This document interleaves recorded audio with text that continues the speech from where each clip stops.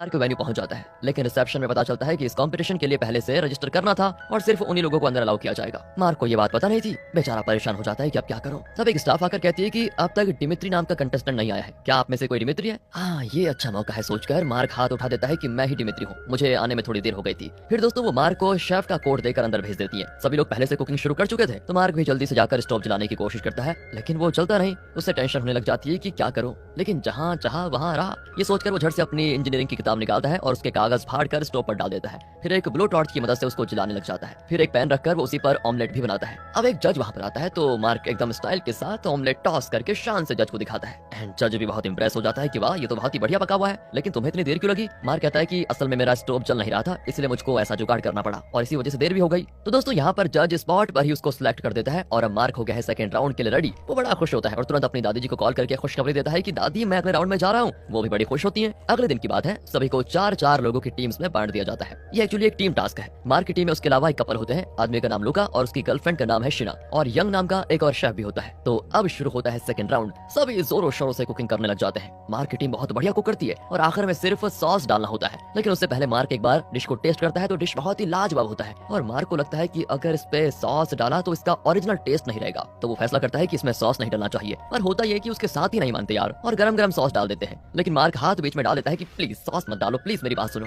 Mark का तो हाथ जल जाता है दोस्तों। सभी फिर चौंक जाते हैं और सॉस नहीं डालते। अब आती है जजेस की टेस्ट करने की बारी। मार्क की टीम बड़ी टेंशन में होती है कि बिना सॉस के न जाने जजेस क्या कहेंगे। तब जूली नाम के जज हर टीम का डिश टेस्ट करते हुए आगे बढ़ती है। एक टीम तो सिलेक्ट भी हो जाती है। अब है मार्क की टीम की बारी, तो वो पूछती है इस डिश का सॉस कहाँ पर है? ये लोग बिल्कुल चुप रहते हैं, बिल्कुल चुप। इतने में वो डिश टेस्ट करती है और दंग रह जाती है। वो कहती है वाह, ये तो लाजवाब है, अच्छा हुआ तुमने सॉस नहीं डाला, वरना इसका टेस्ट और उभर के नहीं आता। वैसे जिसका भी आइडिया था तो बहुत बढ़िया आइडिया था। ये कहकर इनको थर्ड राउंड के लिए सिलेक्ट कर देती है दोस्तों। एंड फिर सभी मिलकर मार्क को थैंक करते हैं कि तुम्हारी वजह से ये सब कुछ हुआ। उसे वो सर पे उठा लेते हैं। दूसरी ओर मास्टर शेफ डेविड को दिखाते हैं, जो मॉनिटर पर इन सबको देख रहा होता है। जीतने वाले को इसी के साथ कम्पीट करना होगा। अब वो मार्क को देखकर सोचता है कि इसे मैंने कहीं देखा है। शो के बाद जूली घर जाने के लिए निकलती है तो देखती है सेकंड राउंड के सेट पर कुछ लोग खड़े हैं और कुकिंग चल रही है। असल में मार्क कुकिंग कर रहा था दोस्तों। जूली पूछती है क्या चल रहा है? मार्क कहता है कि यहाँ कुकिंग के बाद बहुत सारी चीजें बची हुई थी जो कल शायद किसी के काम नहीं रहेंगी, इसलिए मैंने सोचा कि इन सभी भूखे लोगों को कुछ पका कर दे दूं। आपको कुछ चाहिए क्या? मैं अभी तुरंत पका कर दे दूंगा। वो भी कहती है ठीक है, तुम्हारी जो मर्जी पका कर दो। मार्क एक तरह का नूडल्स बना कर देता है। जूली उसको टेस्ट करती है तो दोस्तों एकदम हैरान रह जाती है। उसे मतलब कुछ पुरानी बातें याद आ जाती है। असल में 15 साल पहले इसी कंपटीशन के लिए जूली अच्छे अच्छे कंटेस्टेंट्स को ढूंढ रही थी। वो जगह जगह जाकर नए नए शेफ से मिलती थी, लेकिन किसी के हाथ में वो जादू नहीं मिला जो जूली चाहती थी।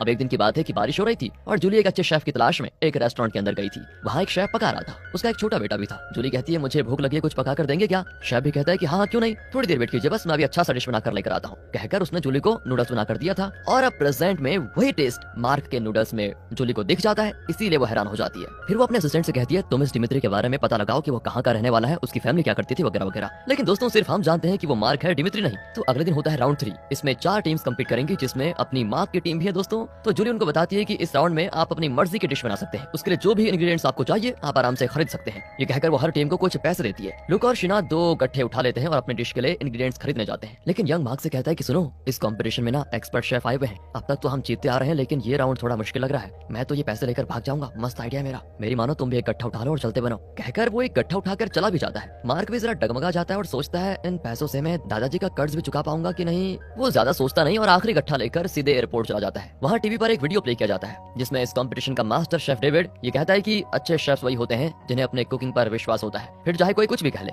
ये सुनकर मार्क अपने किए के लिए बहुत ही शर्मिंदा होता है और तुरंत कॉन्टेस्ट वेन्यू के लिए निकल जाता है। वहाँ पर मार्क की टीम के शिना और लुका कुकिंग शुरू कर चुके थे। इतने में मार्क वहाँ पर आ जाता है और चिल्लाता है कि अरे कुकर फटने वाला है। डर के मारे लुका शिना को दूसरी ओर खींचकर उसको बचा लेता है और तभी कुकर फट जाता है और उस जगह पे लग जाती है आग। तुरंत आग को बुझा दिया जाता है, लेकिन अब तक उन दोनों ने जो पकाया था वो सब वेस्ट हो चुका है। अब ये लोग बड़ी टेंशन में होते हैं क्योंकि अब नया डिश बनाने का टाइम भी नहीं है और इंग्रेडिएंट्स भी बचे नहीं है। लगता है हम एलिमिनेट हो जाएंगे, ये सोचकर वो बहुत परेशान होते हैं। तब वहाँ पर यंग आता है। वो अपने हिस्से के पैसे से अपने लिए शूज ड्रेस वगैरह खरीद कर लाया था और कहता है मैं तो घर जा रहा हूँ भाई, बस तुम सबको गुड बाय कहने के लिए आया हुआ था। लो अब तो हम पक्का एलिमिनेट होंगे। लेकिन मार्क कहता है कि थोड़ा चावल बचा है, बाकी बचे इंग्रेडिएंट्स से हम एक ट्रेडिशनल डिश बना सकते हैं। फिर क्या था दोस्तों, वो एक टीम बनकर काम पे लग जाते हैं, जिस वजह से वक्त से पहले वो अपना डिश बनाकर बिल्कुल तैयार कर देते हैं। एंड इस डिश का सॉस यंग ने बनाया था, लेकिन उसका टेस्ट ना उतना अच्छा नहीं होता। ये लोग हिम्मत हारने लग जाते हैं, लेकिन इन्हें मास्टर शेफ डेविड बड़े गौर से देख रहा होता है कि ये लोग अब क्या करने वाले हैं। खासकर उसका ध्यान ना मार्क पर अटका होता है। तो मार्क उस सॉस को ना बार बार टेस्ट करता है और अचानक उसको एक आइडिया आता है। वो तुरंत एप्पल्स को काटने लगता है और उसके साथ वाइन वगैरह कुछ मिक्स करके पता नहीं क्या बनाता है। डेविड देख रहा होता है और वो हैरान भी है कि ये कर क्या रहा है। तो टाइम खत्म होता है और अब जजेस सबके डिशेस को टेस्ट करना शुरू कर देते हैं। एक टीम ने तो एकदम परफेक्ट डिश बनाया होता है और लगता है वो सिलेक्ट हो गए हैं। अब मार्क की टीम की बारी आती है। उसके डिश को वो टेस्ट करते हैं तो वो बहुत ही साधारण डिश लगता है। 3 जजेस में तो 2 कहते हैं कि इस डिश में कोई खास बात नजर नहीं आती हमें, लेकिन जो तीसरा जज होता है ना, वो सॉस को टेस्ट करके कहता है कि नहीं नहीं नहीं, आप दोनों शायद कुछ मिस कर रहे हैं। इस डिश का जो हाईलाइट है ना, वो ये सॉस है। इसके साथ चावल को खाकर देखिए तब पता चलेगा आपको। ऐसा परफेक्ट सॉस मैंने कभी टेस्ट नहीं किया। तो वो पूछते हैं कि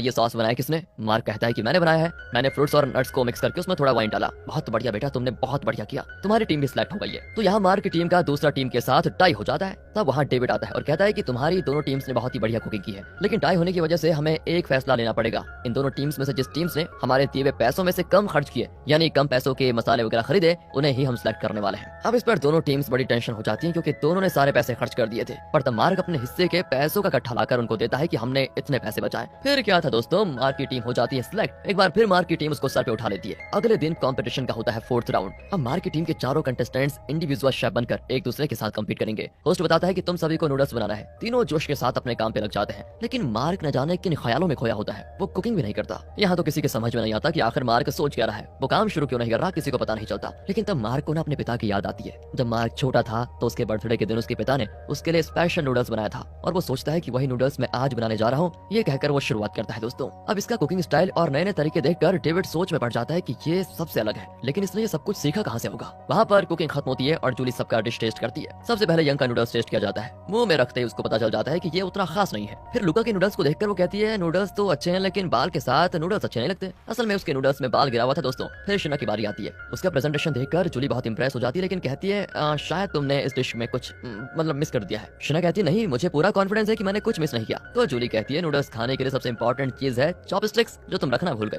कहकर वो मार्क के पास पहुंचती है। उसका डिश देखकर वो पूछती है तुमने इंस्ट्रक्शन नहीं सुने क्या? हमने नूडल्स बनाने को कहा था, लेकिन ये तो नूडल्स है ही नहीं। मार्क कहता है अरे आप इसको उठाकर तो देखिए, मैंने नूडल्स ही बनाए हैं। वो ना एक पीस उठाती है तो सच में मार्क ने नूडल्स बनाया होता है, लेकिन एकदम डिफरेंट तरीके का। जूली उसे खाती है, भाई एकदम मंत्रमुग्ध हो जाती है वो। फिर क्या था, मार्क को इस राउंड का विनर घोषित किया जाता है। सभी मार्क को बहुत चीयर करते हैं। अब ये सब कुछ देखकर डेविड समझ जाता है कि इस लड़के के अंदर कुछ तो अलग हुनर है। ऐसा टैलेंट देखकर वो बहुत खुश होता है। इसी बीच जूली को उसका असिस्टेंट कॉल करके बताता है कि मैंने डिमित्री के बारे में पता लगा लिया है। असल में डिमित्री मेरे पास ही खड़ा है, और शो में जो आगे आ गया है ना, वो डिमित्री नहीं कोई और ही है जो झूठ बोलकर कंपटीशन में आया है। ये सुनकर जूली को यकीन हो जाता है कि उसका शक सही निकला। तो क्या ये वही है जो मैं सोच रही थी? यहाँ फ्लैशबैक में दिखाते हैं कि 15 साल पहले जूली ने जगह जगह घूमने के बाद एक ऐसे काबिल शेफ को ढूंढ निकाला था जो आगे चलकर मास्टर शेफ बन गया था। वो और कोई नहीं, डेविड था दोस्तों। उस वक्त जूली ने उससे कहा था कि अगर तुम मास्टर शेफ कंपटीशन में हिस्सा लोगे तो तुम्हें बहुत नाम मिलेगा और तुम मास्टर शेफ जरूर बन जाओगे। डेविड ने तुरंत जूली के साथ जाने का फैसला कर लिया था, लेकिन तब एक बुजुर्ग वहाँ पर आया और उसने डेविड को रोकने की कोशिश की। ये और कोई नहीं, मार्क के दादाजी हैं। यहाँ पर पता चलता है कि दादाजी का बेटा ही डेविड है और डेविड का बेटा ही मार्क। वाह वाह, क्या मजा आ गया। लेकिन डेविड ने उस समय जिद पकड़ ली कि मुझे अपनी आइडेंटिटी बनानी है, बस कुछ भी हो जाए, और मैं अब इस रेस्टोरेंट में काम नहीं करूंगा। मतलब जो उसके पिता का था,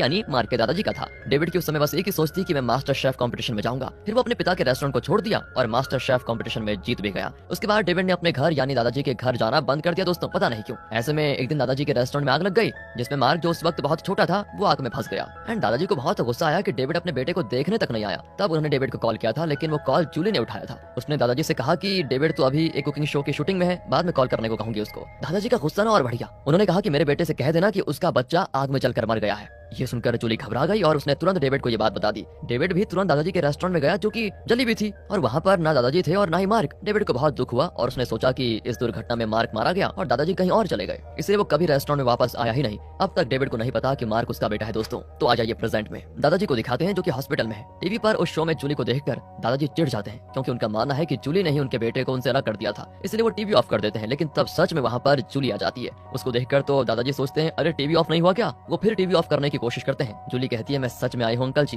दादाजी तो उससे चिढ़कर कमरे के बाहर चले आते हैं, लेकिन हॉल में सभी टीवी पर मास्टर शेफ प्रोग्राम देख रहे होते हैं, जिसमें मार्क को दिखाया जाता है। दादाजी तो और परेशान हो जाते हैं कि ये क्या हो रहा है, मार्क कहाँ चला गया। वो सोचते हैं कि मेरा पोता, उसको तो इंजीनियरिंग करनी थी, ये क्या कर रहा है वो। फिर दादी जी किसी तरह दादाजी को शांत करने की कोशिश करती है। जूली उन्हें बताती है कि जाने अनजाने में मेरी वजह से डेविड और उसका बेटा अलग हो गए, पर मुझे बस एक मौका दीजिए, मैं बाप बेटे को फिर मिलवा दूंगी। पर दादाजी कहते हैं तुम्हें कुछ करने की जरूरत नहीं है, तुम बस चले जाओ यहाँ से। जूली भी चली जाती है दोस्तों। अगले सीन में होता यह है कि वो मार्क को अपने कमरे में बुला भेजती है, एंड जब वो अंदर आता है ना, तो वो उसे उसके असली नाम से पुकारती है, यानी मार्क से। ये सुनकर तो मार्क घबरा जाता है कि कहीं जूली को मेरी असलियत पता चल गई, अब क्या होगा। जूली का असिस्टेंट उसे उसके और उसके पिता और दादाजी के बारे में सब कुछ बताने लगता है। तो मार्क चौंक जाता है कि इन लोगों ने मेरी पूरी हिस्ट्री का पता लगा लिया। वो कहते हैं प्लीज मुझे माफ कर दीजिए, मैंने अपना नाम डिमित्री बताकर इस कंपटीशन में हिस्सा लिया, लेकिन प्लीज इस वजह से मुझे कंपटीशन से बाहर मत कीजिए। मुझे $1 मिलियन की सख्त जरूरत है, उसी से मैं अपने दादाजी को बचा पाऊंगा, क्योंकि उनका रेस्टोरेंट कर्जे में है। जूली कहती है तुम डरो मत, मैंने तुम्हें कंपटीशन से निकालने की बात तो की ही नहीं। असल में मैं तुम्हें तुम्हारी पूरी कहानी कहानी बताना चाहती हूँ। फिर दोस्तों वो मार्क को उसके पिता के बारे में बताती है और ये भी बताती है कि मास्टर शेफ डेविड ही उसका पिता है।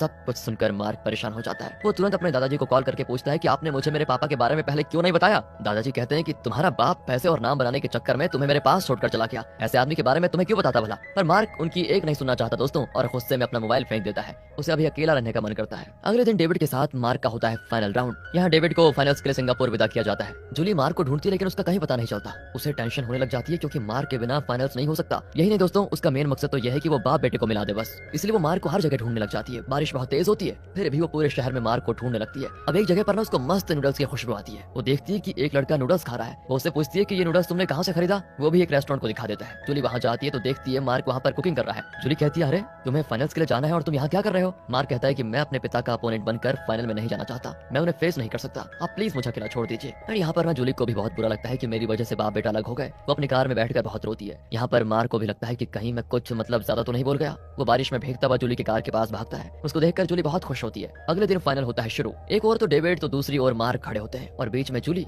उसे एक स्क्रीन प्रॉम्प्ट से पढ़ना होता है जिसमें लिखा है आज हम फ्यूचर की एक रेसिपी को देखने वाले हैं। लेकिन जूली उसे पढ़ने की बजाय कहती है आज हम एक फैमिली रेसिपी को देखने वाले हैं। और अब होता है फाइनल कंपटीशन शुरू। मार्क और डेविड दोनों अपने तरीके से जमकर कुकिंग शुरू करते हैं। पूरे शहर में बड़े बड़े स्क्रीन पर इस प्रोग्राम को टेलीकास्ट किया जाता है। मास्टर शेफ डेविड तो 15 डिशेस तैयार करके जजेस के सामने रखता है। जजेस उन्हें टेस्ट करते करते थक जाते हैं और पूछते हैं कि डिशेस तो लाजवाब है लेकिन आपने 15 डिशेस क्यों बनाए, क्या आप अपने पूरे परिवार के लिए बना रहे थे। नहीं, मैंने 15 डिशेस इसलिए बनाए क्योंकि मैंने अपने बेटे के 15 बर्थडे मिस कर दिए थे। अगर मेरा बेटा इस दुनिया में जिंदा होता ना तो वो जरूर मुझसे बेहतर शेफ होता। वो इस दुनिया में नहीं है, इसका अभी मैं ही जिम्मेदार हूँ। मैं अपने बेटे को बहुत मिस कर रहा हूँ। ये सुनकर मार्क बहुत इमोशनल हो जाता है दोस्तों। फिर वो अपना डिश लाकर जजेस के सामने रखता है। जजेस पूछते हैं कि लगता है तुम भूल गए कि यहाँ 3 जजेस हैं, वरना तुम सिर्फ एक डिश नहीं बनाते। इस पर मार्क कहता है कि मैंने ये डिश जजेस के लिए नहीं बनाया। कहकर वो उस डिश को लेकर डेविड के पास जाता है और घुटने टेक कर अपना डिश उसको देकर कहता है प्लीज आप इसको टेस्ट कीजिए। यहाँ पर क्या ड्रामा चल रहा है किसी की कुछ समझ में नहीं आता कि ये हो क्या रहा है। जूली डेविड को इशारा करती है कि तुम डिश को टेस्ट कर लो, लेकिन तभी वहाँ पर दादाजी आ जाते हैं। उनको देखकर डेविड बहुत खुश होता है और पूछता है पापा आप कैसे हैं, कैसे आए यहाँ पर। दादाजी कहते हैं कि मेरी छोड़ो बेटा, तुम जिसके लिए 15 साल से तरस रहे थे वो आज तुम्हारे लिए